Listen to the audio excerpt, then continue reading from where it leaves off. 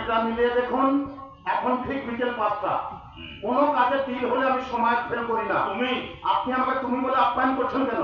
টাকার অহংকার না বয়সের পার্থক্য? না না, আসলে উনি আপনার বাবার বন্ধু, তাই বয়সের পার্থক্য। ঠিক আছে ঠিক আছে, আপনি আমাকে তুমি বলতে পারেন। আমি শ্বাস বিক্রি করতে পারবো না। আমি আমার সিদ্ধান্ত থেকে সরে দাঁড়াবো না।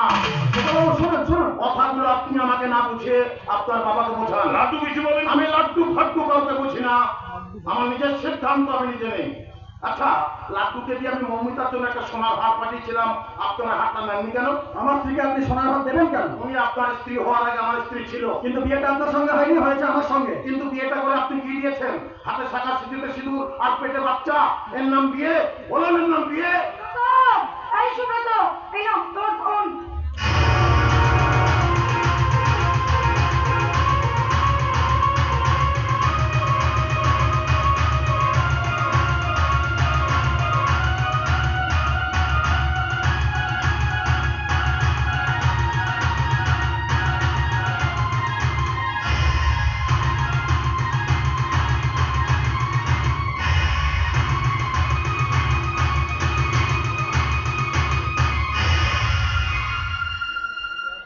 তুমি আমার ছোটবেলার বাগদত্তা মৌমিতা? না না, মানে আমি আসা পর্যন্ত অপেক্ষা করতে পারবে না?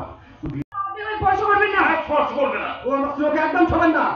আপনার স্ত্রী? হ্যাঁ। আপনার? আমার হতে কতক্ষণ? বাকি কথা বলো না। ঠিক আছে, কাজের কথা বলছি। আপনার গেস্ট হাউসে দলিল একটা সই করে দিন। আমি কতবার বলবো গেস্ট হাউস বিক্রি করবো না, বিক্রি করবো না, বিক্রি করবো না। ও, তুমি বাড়ির ভেতরে যাও।